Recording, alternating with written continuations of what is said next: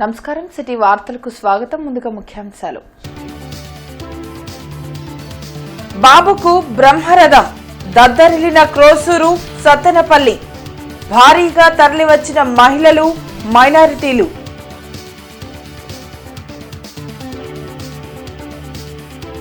Election notification విడుదల అయ్యేలోపు ఎన్నికల ముందస్తు ఏర్పాట్లు పూర్తి చేయాలి. అధికారులను ఆదేశించిన ఎస్సీసీ ముఖేష్ కుమార్ మీనా.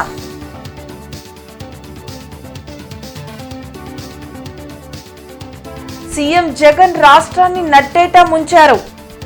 ప్రజాప్రభుత్వం అధికారంలోకి వచ్చిన తరువాత ఉద్యోగులకు 1వ తారీఖు జీతాలు. లోకేష్ వ్యాఖ్యలు. ప్రతిపక్షంలో ఉన్న చంద్రబాబు వ్యవస్థలను మేనేజ్ చేస్తున్నారు. టీడీపీకి 2019 కంటే ఘోరమైన ఓటమి తప్పదు. రాష్ట్ర ప్రభుత్వ సలహాదారు సజ్జల వ్యాఖ్య. వైసీపీకి వస్తున్న ఆదరణ చూసి తనపై దుష్ప్రచారం. పెమ్మసాని ఎలాంటి సేవా కార్యక్రమాలు చేపట్టలేదన్న కిలారి రోసయ్య.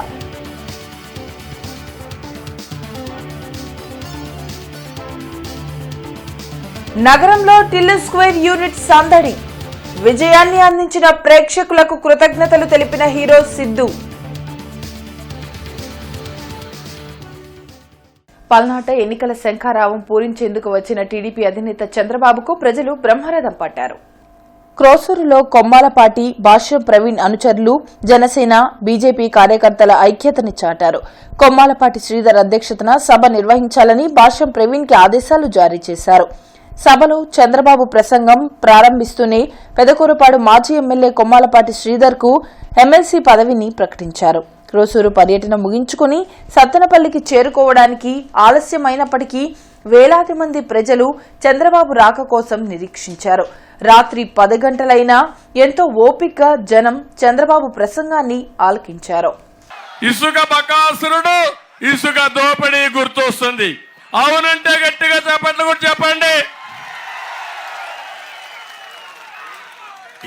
నేను అనుకున్నా వీళ్ళేదో రీటైల్ గా దోపిడీ చేస్తారనుకున్నా కానీ వీళ్ళు హోల్సేల్ గా దోపిడీ చేసే దోపిడీ దొంగలు, బందిపోట్లని నేను ఎప్పుడూ ఊహించలేదని చెప్పి కూడా నేను మీకు తెలియజేస్తున్నా. 40 లక్షల మంది భవన నిర్మాణ కార్మికులు పొట్టగొట్టి ఈ శంకర్రావు, జగన్మోహన్ రెడ్డి పొట్ట నింపుకుంటారా అని క్వశ్చన్ చేస్తున్నా. మీరు ఒకసారి చూడండి, కృష్ణా నది మీదనే రోడ్డు వేశారంటే ఏమనుకున్నారు నాకైతే అర్థం కాల. నేను ఊహించలేకపోతున్నా. ఇది కళా నిజమాని ఆలోచిస్తున్నా. ఆయన చేసింది వాస్తవం. అందుకే హామీ ఇస్తున్నా, ఈ ఇసుకాసురుల్ని బొక్కలో పెట్టి మీకు ఉచిత ఇసుక ఇచ్చే కార్యక్రమానికి శ్రీకారం చుడతాను. 40 లక్షల మంది భవన నిర్మాణ కార్మికుల్ని ఆదుకునే బాధ్యత నాది. ఇసుక మాఫియా పైన ఉక్కు పాదం పెట్టి అణగదొక్కతానని మరొకసారి మీ అందరికీ హామీ ఇస్తున్నా.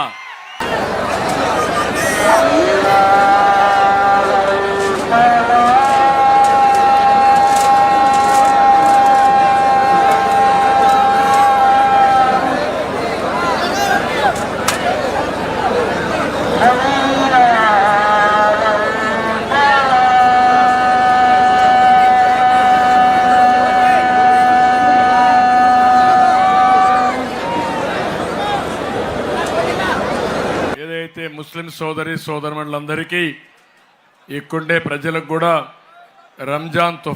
రంజాన్ శుభాకాంక్షలు. ఈద్ ముబారక్. అదే మాదిరిగా మీరు ఒకసారి చూస్తే, నేనున్నప్పుడు ముస్లిం సోదరులకి న్యాయం చేయడం కోసం రంజాన్ తోఫా తీసుకొచ్చాను. ఇమాములకి, మౌజములకి గౌరవ వేతనం ఇచ్చాను. మామూలుగా అయితే సంవత్సరానికి సంక్రాంతి రోజున కానుకిస్తే రంజాన్ తోఫా ఇచ్చిన ముస్లిం సోదరులకు కూడా మళ్ళీ సంక్రాంతి రోజున సంక్రాంతి కానుకిచ్చిన పార్టీ తెలుగుదేశం పార్టీ. నేను ఎప్పుడు కూడా ముస్లింల యొక్క సంక్షేమానికి పెద్దపీట వేసిన పార్టీ తెలుగుదేశం పార్టీ. ఉర్దూ యూనివర్సిటీలు పెట్టాం, ఆజ్ హౌస్లు కట్టాం, సంక్షేమ కార్యక్రమాలు ఇచ్చాం, షాదీ ఖానాలు కట్టాం. ఒకటి కాదు, రెండు కాదు. నేను సవాలు విసురుతున్నా, జగన్మోహన్ రెడ్డి మైనారిటీకి ఒకే ఒక పని, ₹1 ఖర్చు పెట్టాడా అని మిమ్మల్ని అడుగుతున్నా. ముస్లిం సోదరుల పవిత్రమైన మాసంలో గుండె పైన చేసుకుని అల్లా సాక్షిగా ఆలోచించండి, ఒక్క మసీదుకి ఆర్థిక సహాయం చేశాడా ఆలోచించండి. అది తెలుగుదేశం పార్టీ. ఎన్నికల నోటిఫికేషన్ త్వరలో జారీ కానున్న నేపథ్యంలో ఎన్నికల ముందస్తు ఏర్పాట్లను సాధ్యమైనంత త్వరగా పూర్తి చేయాలని ఎన్నికల అధికారులను, పోలీస్ శాఖను రాష్ట్ర ప్రధాన ఎన్నికల అధికారి ముఖేష్ కుమార్ మీనా ఆదేశించారు. వెలగపూడి సచివాలయంలో రాష్ట్ర ప్రధాన ఎన్నికల అధికారి ముఖేష్ కుమార్ మీనా అన్ని జిల్లాల అధికారులతో వీడియో కాన్ఫరెన్స్ నిర్వహించారు. ఎన్నికల ప్రవర్తన నియమావళిని పటిష్టంగా అమలు చేయాలని ఆయన సూచించారు. సీఎం జగన్ సౌత్ ఆఫ్రికాను ఆదర్శంగా తీసుకుని రాష్ట్రాన్ని నట్టేట ముంచారని టీడీపీ జాతీయ ప్రధాన కార్యదర్శి నారా లోకేష్ విమర్శించారు. మంగళగిరిలో విస్తృతంగా ఎన్నికల ప్రచారంను కొనసాగిస్తున్నారు. తాడేపల్లిలోని స్థానిక ప్రజలతో యువనేత నారా లోకేష్ సమావేశం నిర్వహించారు. రాష్ట్రాన్ని 12 లక్షల కోట్ల అప్పుల్లో ముంచిన జగన్ ప్రభుత్వం కనీసం ఉద్యోగులకు సకాలంలో జీతాలు ఇవ్వలేని దుస్థితికి వచ్చిందని విమర్శించారు. ప్రజాప్రభుత్వం అధికారంలోకి వచ్చాక ఉద్యోగులకు 1వ తేదీనే జీతాలు చెల్లిస్తామన్నారు. మంగళగిరి ప్రజలు నాకు ఇచ్చే మెజార్టీతోనే కొండంత బలాన్నిస్తుందని తెలిపారు. ప్రత్యేక ప్రణాళిక ద్వారా మంగళగిరి నియోజకవర్గ అభివృద్ధికి కృషి చేస్తానని లోకేష్ అన్నారు. ఒక్క అవకాశం మన మాయ మాటలు అందరం పడిపోయి ఏకంగా ఈరోజు మోసపోయాం. ఒక ముఖ్యమంత్రి గారు ప్రమాణ స్వీకారం చేసిన తర్వాత తీసుకునే మొదటి నిర్ణయం అభివృద్ధి కానీ సంక్షేమం ఉంటుంది. అలాంటిది జగన్మోహన్ రెడ్డి గారు తీసుకున్న మొదటి నిర్ణయం విధ్వంసం. నేను ప్రతిపక్ష పార్టీ అభ్యర్థిగా ఓడిపోయిన వ్యక్తిగా ఒక ఐటీ పరిశ్రమ తీసుకొచ్చాను. ఈరోజు దాదాపు 150 మంది అక్కడ పనిచేస్తున్నారు. అంటే ప్రతిపక్షంలోనే నేను ఇంత కష్టపడ్డానంటే రేపు అధికారంలోకి వచ్చిన తర్వాత ఎంత కష్టపడతాను ఒక్కసారి ఆలోచించమని మిమ్మల్ని అందరూ నేను కోరుతున్నాను. సంక్షేమ అభివృద్ధి 2 జోడెద్దుల బండి 2 ప్యారల్ గా తీసుకెళ్లాలి. అప్పుడే ఆంధ్ర రాష్ట్రం ముందరికి వెళ్తుంది. అప్పుడే మనకి ఇబ్బందులు ఉండదు. నా అంచనా ప్రకారం దాదాపు 25,000 కోట్ల రూపాయలు ప్రభుత్వ ఉద్యోగస్తులకి ప్రభుత్వం బకాయిలు పెట్టింది. సకాలంగా జీతాలు చెల్లించట్లేదు, మెడికల్ రీయింబర్స్మెంట్ జరగట్లేదు సరిగా. 12 లక్షల కోట్లు అప్పు చేశాడు ఈ మహానుభావుడు. చిప్పకొనాలన్నా కూడా అడుగు తిని చిప్పకొనాలేదు, మళ్ళీ అడుగు తినేదానికే. అలాంటి పరిస్థితి వచ్చిందమ్మా. 1 year పడుతుంది తల్లి ఇది మొత్తం స్ట్రీమ్ లైన్ చేసాం. బట్ తప్పనిసరిగా గతంలో ఏ విధంగా అయితే ఉద్యోగస్తుల్ని గౌరవించామో, ఉద్యోగస్తుల అభివృద్ధిలో భాగస్వామ్యం చేసామో అదే విధంగా మేము చేస్తాం. డబ్బు అహంకారంతో టీడీపీ అభ్యర్థి పెమ్మసాని చంద్రశేఖర్ తనపై దుష్ప్రచారం చేస్తున్నారని వైసీపీ పార్లమెంట్ అభ్యర్థి కిలారి రోసయ్య అన్నారు. వైసీపీకి ప్రజల్లో వస్తున్న ఆదరణ చూసి ఓర్వలేక పచ్చ మీడియాలో కట్టుకథలు రాయించడాన్ని ఆయన ఖండిస్తున్నారు. కృష్ణానగర్లోని వైసీపీ పార్లమెంటు కార్యాలయంలో రోసయ్య మీడియాతో మాట్లాడుతూ 25 సంవత్సరాలుగా అనేక సేవా కార్యక్రమాలను తాను చేసినట్లు తెలిపారు. 10 సంవత్సరాల నుండి టీడీపీ సీటు కోసం ప్రయత్నం చేస్తున్న పెమ్మసాని నగరంలో ఎలాంటి సేవా కార్యక్రమాలను చేశారో చెప్పాలన్నారు. పొన్నూరులో 25 సంవత్సరాలుగా జరగని అభివృద్ధిని తాను ఎమ్మెల్యేగా చేసినట్లు తెలిపారు. రోసయ్యకు నగరంలో ఒక ఇమేజ్ ఉందని, పెమ్మసానికి ఏముందో చెప్పాలన్నారు. పెమ్మసాని ఎన్ని కుట్రలు చేసినా పార్లమెంటు సీటును వైసీపీ కైవసం చేసుకుంటుందన్నారు. ఎన్నికల తర్వాత టీడీపీ ఎన్ఆర్ఐని ఎక్స్పోర్ట్ చేయడం ఖాయమన్నారు. గతంలో ముఖ్యమంత్రిగా పనిచేసిన చంద్రబాబు రాష్ట్ర అభివృద్ధికి ఎలాంటి కృషి చేశారో చెప్పాలన్నారు. ఏ రాష్ట్రంలో జరగని అభివృద్ధి ఏపీలో జగన్ చేశారన్నారు. కానీ ఈ 3వ పర్యాయం వైసీపీ ఇక్కడ గెలవబోతా ఉంది. వైఎస్ఆర్ కాంగ్రెస్ పార్టీ జెండా గుంటూరు పార్లమెంటు మీద ఎగరబోతా ఉంది. ఇది స్పష్టం. మీరు ఎన్ని రకాలైన దుష్ప్రచారాలు చేసినా ఇక్కడ ఎవరు కూడా దాన్ని నమ్మే పరిస్థితిలో లేరు. వైసీపీ క్యాడర్ కానీ ఎవరైనా సరే ఇవాళ మేము ఒకటే చెప్తా ఉన్నాం. ఈ యొక్క పార్లమెంట్ పరిధిలో లేదు, నా రాజకీయ పరిధిలో ఎన్నో కార్యక్రమాలు చేశాం. మిర్చి యార్డ్ నుంచి పొన్నూరు శాసనసభ్యుడి వరకు కూడా లేదు. దానికి ముందు కూడా ఎన్నో సేవా కార్యక్రమాలు గుంటూరులో పెద్ద ఎత్తున చేయడం జరిగింది. గుంటూరు పట్టణ ప్రజలందరూ కూడా తెలుసు. కానీ ఎటువంటి సేవా కార్యక్రమాలు జరగకుండా చేయకుండా 2014లో సీట్లు ట్రై చేశానని చెప్పాడు, 2019లో సీట్ ట్రై చేశానన్నాడు, ఇవాళ సీట్ తెచ్చుకున్నాను అంటా ఉంటాడు. లేదు నాకు కోట్ల రూపాయలు ఉన్నాయి అన్నాడు. ఒక్క సేవా కార్యక్రమం అయినా చేశాడా అని అడుగుతా ఉన్నా. మరి 2 పర్యాయాలు నేను ప్రయత్నం చేశానన్నాడు. ఈ 10 సంవత్సరాల్లో కనీసం ఒక్క సేవా కార్యక్రమాన్నా చేశాడా అని అడుగుతా ఉన్నా. ఇవాళ నీకు గెలిచిన తర్వాత సేవా కార్యక్రమాలు చేస్తానంటా ఉన్నాడు. అంటే అర్థం ఏంటి? అంటే నిన్ను గెలిపిస్తే నీ మీద ఆధారపడి నువ్వు ఇష్టమైతే చేస్తావు, లేకపోతే చేయవా? అదే నా వరకు వచ్చినప్పుడు ఇవాళ గుంటూరు పట్టణంలో 25 సంవత్సరాలు పైగా ఇవాళ ఎన్నో పలు సేవా కార్యక్రమాలు చేశాం. ఎంతోమందికి స్కాలర్షిప్స్ ఇవ్వటం జరిగింది. ఎన్నో సంవత్సరాలు 15 సంవత్సరాల దాకా నా సొంత డబ్బుతో నేను వందలాది మంది స్టూడెంట్స్కి స్కాలర్షిప్లు ఇవ్వటం జరిగింది. ఇండియా కూటమి గుంటూరు పార్లమెంట్ ఎంపీ అభ్యర్థిగా సిపిఐ జిల్లా కార్యదర్శి జంగాల అజయ్ కుమార్ పేరు ప్రతిపాదించినట్లు సిపిఐ రాష్ట్ర సహాయ కార్యదర్శి ముప్పాళ్ల నాగేశ్వరరావు తెలిపారు. సిపిఐ కార్యాలయంలో మల్లేలింగం భవన్లో జరిగిన విలేకరుల సమావేశంలో ముప్పాళ్ల మాట్లాడుతూ కాంగ్రెస్, సిపిఎం, ఆమ్ ఆద్మీ, ఇండియా కూటమి పార్టీలు బలపరిచిన సిపిఐ పార్లమెంట్ ఎంపీ అభ్యర్థి జంగాల అజయ్ కుమార్ ను అత్యధిక మెజార్టీతో గెలిపించాలని కోరారు. సిపిఐ నాయకులు కోట మాల్యాద్రి, రావుల అంజిబాబు, సత్యనారాయణ, వలి పాల్గొని జంగాలను అభినందించారు. అందువల్ల చైతన్యవంతులైన గుంటూరు పార్లమెంటు నియోజకవర్గ ప్రజలు రాజధాని ఉద్యమం ఇవన్నీ కూడా ఒక సాధారణ కమ్యూనిస్టు కార్యకర్తని ఇక్కడ గెలిపించడం ద్వారా పార్లమెంటరీ చరిత్రలోనే ఒక నూతనత్వాన్ని ఈ ప్రతిష్టని ఈ గుంటూరు తీసుకొచ్చే విధంగా ఈ పార్లమెంటరీ నియోజకవర్గ ఓటర్లు మేధావులందరూ కూడా అన్ని వర్గాల ప్రజలు ఆలోచించాలని కోరుతూ రాష్ట్రంలో కూడా సిపిఐ, సిపిఎం, కాంగ్రెస్, ఆమ్ ఆద్మీ ఇతర ఈ టీంలో ఉన్నటువంటి వారందరినీ గెలిపించాలని చెప్పి ఈ సందర్భంగా వాళ్ళ ప్రజలను కూడా ఒక్కటే ఆలోచించమని సిపిఐగా విజ్ఞప్తి చేస్తూ ఉన్నాం. ఏదో పండక్కి చుట్టాలు వచ్చినట్టుగా వచ్చి ఎన్నికలు అయిపోయిన తర్వాత వాళ్ళ వ్యాపకాల్లోకి వాళ్ళు వెళ్ళే అభ్యర్థులు కావాలా? విద్యార్థి ఉద్యమం దగ్గర నుంచి ప్రజలతోటి జీవితాన్ని పెనవేసుకొని నేటి వరకు ప్రజలతోటి ప్రజా సమస్యలపైన పోరాడే ప్రజల అభ్యర్థిని గెలిపిస్తారో ప్రజలు కూడా విజ్ఞతతోటి విశాలంగా ఆలోచించాలని చెప్పి సిపిఐగా విజ్ఞప్తి చేస్తూ నాకు ఈ అవకాశం కల్పించినటువంటి సిపిఐ ఇండియా కూటమికి ధన్యవాదాలు తెలియజేస్తూ నా విజయానికి ప్రజలందరూ సహకరించాలని మరొక్కసారి ప్రార్థిస్తూ సెలవు తీసుకుంటూ ఉన్నాను. ఓటమిని గ్రహించే చంద్రబాబు పిచ్చి పట్టినట్లు వ్యవహరిస్తున్నారని రాష్ట్ర ప్రభుత్వ సలహాదారు సజ్జల రామకృష్ణారెడ్డి దుయ్యబట్టారు. చంద్రబాబు తన కూటమిలోని వాళ్లనే చిన్నచూపు చూస్తున్నారని విమర్శించారు. తాడేపల్లిలోని వైసీపీ కేంద్ర కార్యాలయంలో సజ్జల మీడియాతో మాట్లాడారు.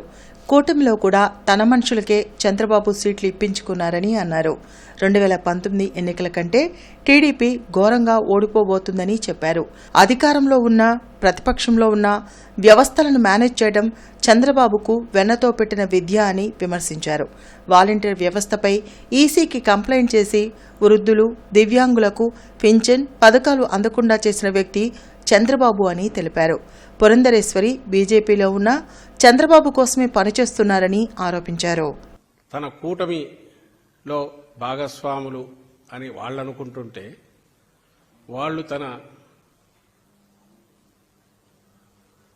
కింద పనిచేసే లేదా ఒక యూనిట్ లాంటి వాళ్ళు సబ్సిడరీలు అన్నట్టు ఈయన భావిస్తున్నారనడానికి, చంద్రబాబు నాయుడు భావిస్తున్నారనడానికి ఈయన ఎవరు అనుకుంటే అభ్యర్థులు వాళ్లే అక్కడ సెలెక్ట్ కావడం దగ్గర నుంచి 19 ఎన్నికల కంటే ఇంకా ఘోరంగా తెలుగుదేశం పార్టీ పరాభవం పాలై ఇంకా రాజకీయ తెర మీద, ఆంధ్రప్రదేశ్ రాజకీయ తెర మీద ఇది పూర్తిగా కనుమరుగవుతోంది అనేది స్పష్టంగా కనపడుతోంది. వృద్ధులకు సంబంధించిన పెన్షన్ల విషయంలో ఈయన దాష్టీకం, చంద్రబాబు నాయుడు గారి దాష్టీకం, ఆయన దుర్మార్గం చంద్రబాబు నాయుడు గారి దుర్మార్గం. ముందు నుంచి ఏదైతే భయపడుతున్నామో వీళ్ళని కరెక్ట్ ఎన్నికల పేరుతో చెప్పి వీళ్ళు దూరం చేస్తారు. దానివల్ల ఆయన సాధించేది ఏంలే.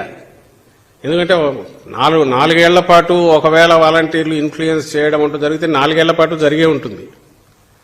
ఈరోజు ఈ నెల 2 నెలల్లో వాళ్ళు ఇవ్వనంత మాత్రాన, ఇంటికి వెళ్ళి ఇవ్వనంత మాత్రాన ఒకవేళ ఆ ప్రభావం ఏమనంటే, ఆ ప్రభావం వస్తున్నది వాలంటీర్ వెళ్లి ఇస్తున్నందువల్ల కాదు, జగన్మోహన్ రెడ్డి గారు ఏదైతే పంపిస్తున్నారో అది చేతికి అందుతున్నందువల్ల. ఇన్నాళ్ళు నువ్వు యాక్సెప్ట్ చేయని 1,26,000 మంది 1,30,000 మంది సెక్రటేరియట్ ఉద్యోగులు ఉన్నారు కదా, వాళ్లతో ఇప్పించు, ఇంటికి పంపించే అని అన్నావు. వాళ్ళకి వేరే డ్యూటీస్ ఉండవా? మాకు సంబంధించి అయితే మేము ఎన్నికలు అనౌన్స్ చేసి కోడ్ వచ్చిన తర్వాత అపోజిషన్ లాగే మేము కూడా మేము అనుకుంటున్నాం. ప్రతిబంధకాలు అన్నీ ఉంటాయి. ప్రజల్లో ఉన్నాం కాబట్టి ప్రజలకు వెళ్ళి అప్పీల్ చేసుకుంటున్నాం.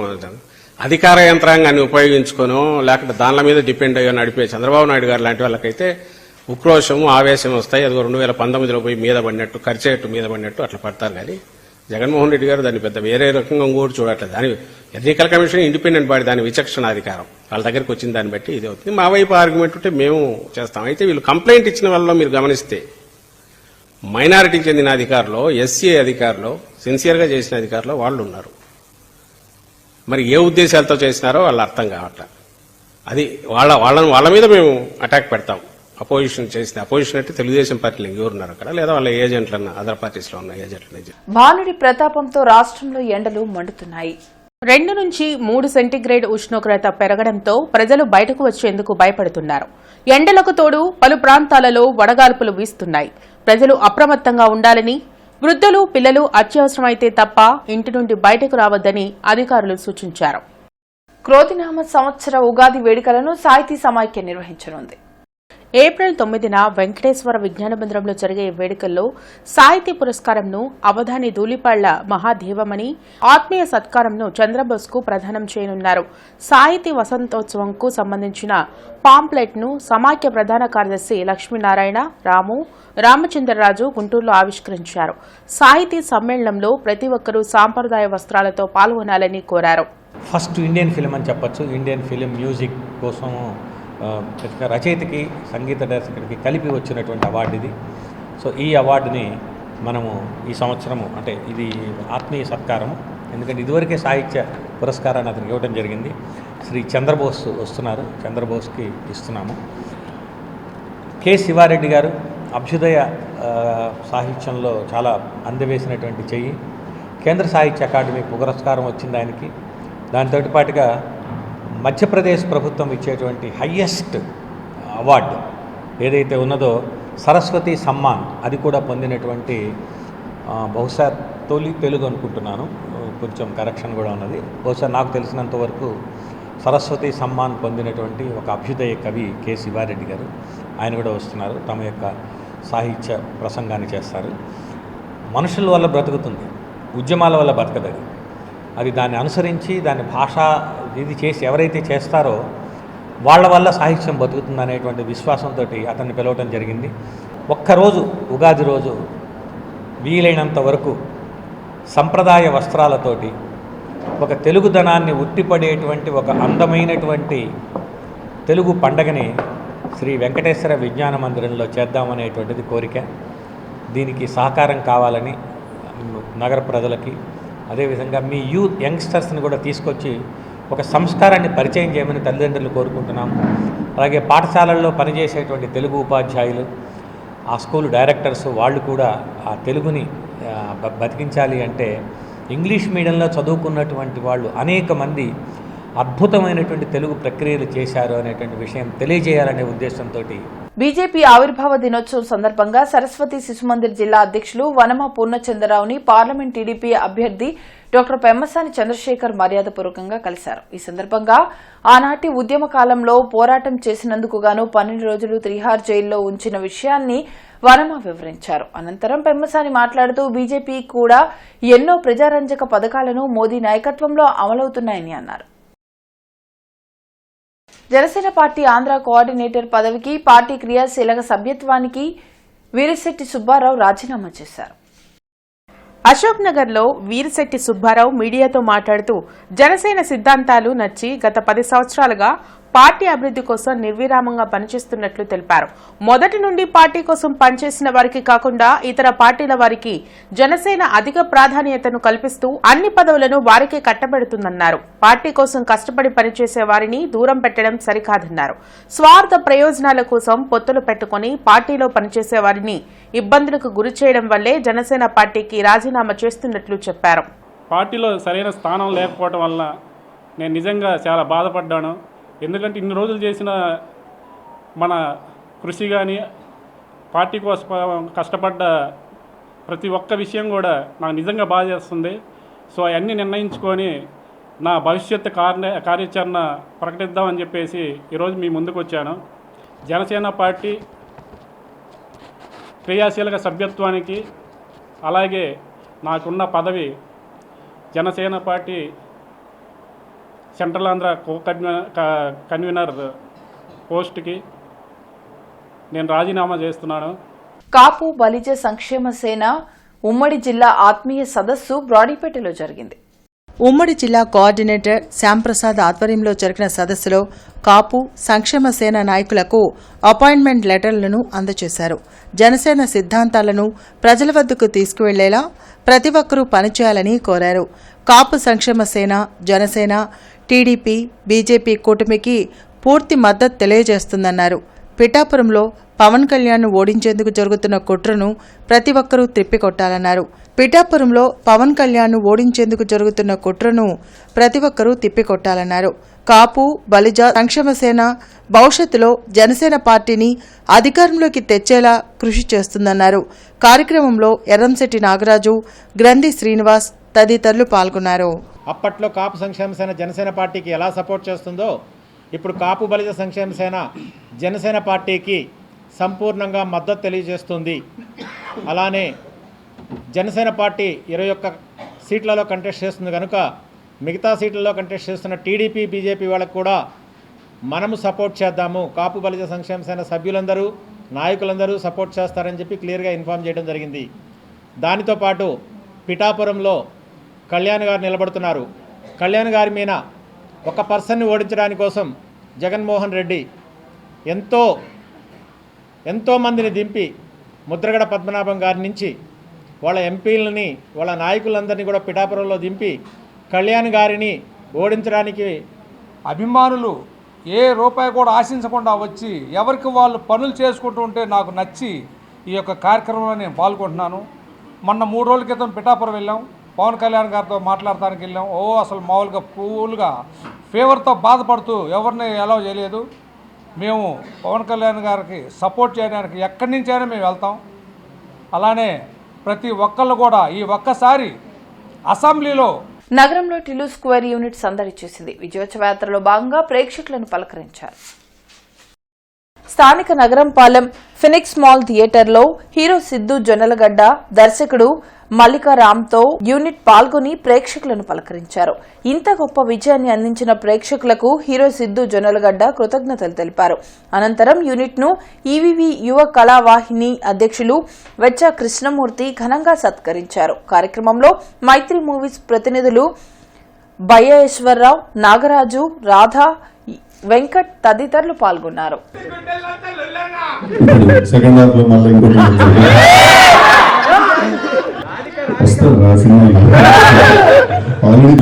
చాలా మంది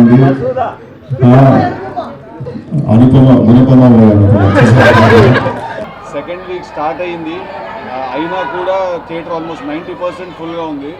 ఐ థింక్ అదే ఒక సెల్ఫ్ ఎక్స్ప్లెనేటరీ దట్ సినిమా ఎంత బాగా ప్రపంచవ్యాప్తంగా ఎంత బాగా రిసీవ్ చేసుకున్నారు, ఎంత బాగా లవ్ చేస్తున్నారు సినిమాని అని చాలా హ్యాపీగా ఉంది గుంటూరుకి రావడం.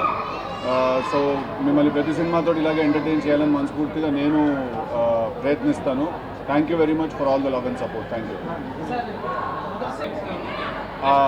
బొమ్మరిల్ భాస్కర్ గారితో జాక్ అనే ఒక సినిమా జరుగుతుందండి. అండ్ తెలుసు కదా అని పీపుల్స్ మీడియా ఫ్యాక్టరీలో నీర్జా కొనోతలు చేస్తున్నారు. నగర కమిషనర్, తూర్పు నియోజకవర్గ రిటర్నింగ్ అధికారి కీర్తి చేకూరి ఎన్నికల ఏర్పాట్లపై అధికారులతో ప్రత్యేక సమీక్ష సమావేశం నిర్వహించారు. ఈ సందర్భంగా ఆమె మాట్లాడుతూ పోలింగ్ కేంద్రాల్లో మౌలిక వసతుల కల్పనను 3 రోజుల్లో పూర్తి చేయాలని ఏఆర్ఓలు తమ పరిధిలోని ఇంజనీరింగ్ అధికారులతో సమన్వయం చేసుకుని ఏర్పాట్లు పూర్తికి చర్యలు తీసుకోవాలని అధికారులను ఆదేశించారు. అమరావతి మండలం లేమల్ల సమీపంలో ట్రాక్టర్ బోల్తా పడి 2 మృతి చెందగా మరో 7గురికి గాయాలయ్యాయి. విషయం తెలుసుకున్న ఎమ్మెల్యే నంబూరు శంకర్రావు హుటాహుటిన ప్రమాద ఘటనా స్థలానికి చేరుకున్నారు. అమరావతిలో ప్రభుత్వ ఆసుపత్రికి వెళ్లి బాధితులను నంబూరు శంకర్రావు స్వయంగా పరామర్శించారు. డాక్టర్లతో మాట్లాడి వారికి మెరుగైన వైద్యం అందించాలని ఆదేశించారు. ప్రమాదంలో మృతి చెందిన త్రివేణి సామ్రాజ్యం కుటుంబ సభ్యులను ఓదార్చారు. వెంటనే పోస్టుమార్టం నిర్వహించి మృతదేహాలను కుటుంబ సభ్యులకు అందజేయాలని డాక్టర్లను ఆదేశించారు. ప్రమాదంలో మృతి చెందిన వారికి ప్రభుత్వం నుంచి సాయం అందేలా చేస్తానని హామీ ఇచ్చారు. తుళ్లూరు మండలం వెంకటపాలెంలో టీటీడీ నిర్మించిన శ్రీ వెంకటేశ్వర స్వామి దేవాలయాన్ని జిల్లా వైఎస్ఆర్సీపీ అధ్యక్షులు డొక్కా మాణిక్యవర ప్రసాద్ సందర్శించారు. ప్రత్యేక పూజలు నిర్వహించిన అనంతరం ఆయన మీడియాతో మాట్లాడుతూ సుదూరం నుంచి వచ్చే భక్తులకు దాతలు అన్ని సౌకర్యాలు కల్పించాలని కోరారు. అలాగే భక్తులు అన్నదాన కార్యక్రమాల్లో పాల్గొని స్వామివారి కృపకు పాత్రులు కావాలని తెలిపారు. ఈ సందర్భంగా మీడియా మిత్రులు డొక్కా మాణిక్యవర ప్రసాద్ ని పదవి గురించి అడగగా ఏ పదవి ఇచ్చినా కృషి చేయడానికి సిద్ధంగా ఉన్నట్లు తెలిపారు. అదే సందర్భంగా మేలో వార్షికోత్సవం దేవాలయం దానికి సంబంధించిన వాహనాలు ఏర్పాటు కొంతమంది దాతలు చాలామంది వచ్చారు, ముందుకు వచ్చారు. వాళ్ళ ద్వారా కొన్ని కార్యక్రమాలు కూడా చేయాలని నిర్ణయించారు. వాటన్నిటిని కూడా మాట్లాడుకుని రివ్యూ చేసుకున్నాం. వాటిని ఇంకా మళ్ళీ పోయిన మళ్ళీ ఒకసారి వాటిని రివ్యూ చేసుకున్నాం. 9వ తారీఖు ఉగాదికి ప్రత్యేక కార్యక్రమాలు, ఉగాది అనంతరం కూడా వార్షికోత్సవ కార్యక్రమం చాలా వైభవంగా స్వామివారి యొక్క కీర్తి ఆయన గొప్పతనాన్ని తగ్గట్టుగా చేయాలని నిర్ణయించారు. చూస్తూ ఉన్న మంత్రి గారి యొక్క పిలుపు వస్తే ఆయనతో మాట్లాడి ఏం చేయాలంటే ఆలోచిస్తాం. కాలేదు నామినేషన్ అవ్వాలి, ఇంకా కొంత క్యాండిడేట్స్ ఇంకా సెటిల్ అవుతున్నారు, వాళ్ళు వ్యక్తిగతంగా నేను అన్ని కాదు. ఇండియా కూటమి ఎంపీ అభ్యర్థి జంగాల అజయ్ కుమార్, సిపిఐ నగర కార్యదర్శి కోట మాల్యాద్రి, ఇష్ట జాతీయ కార్యదర్శి గని, ఏఐటీయూసీ జిల్లా అధ్యక్షులు ఆక్టి అరుణ్ కుమార్, మాజీ ఊడా చైర్మన్, కాంగ్రెస్ పార్టీ జిల్లా నాయకులు వణుకూరి శ్రీనివాసరెడ్డిని మర్యాదపూర్వకంగా కలిశారు. ఈ సందర్భంగా వణుకూరి శ్రీనివాసరెడ్డి మాట్లాడుతూ ఇండియా కూటమి ఎంపీ అభ్యర్థిగా పోటీ చేస్తున్న జంగాల అజయ్ కుమార్ గుర్తు కంకి కొడవలిపై ఓటు వేసి అత్యధిక మెజార్టీతో గెలిపించుకోవడానికి తమ వంతుగా కృషి చేస్తామని తెలిపారు. ఇవి ఇప్పటి వరకున్న అప్డేట్స్. మరిన్ని అప్డేట్స్తో మళ్ళీ కలుద్దాం. అంతవరకు సెలవు, నమస్కారం.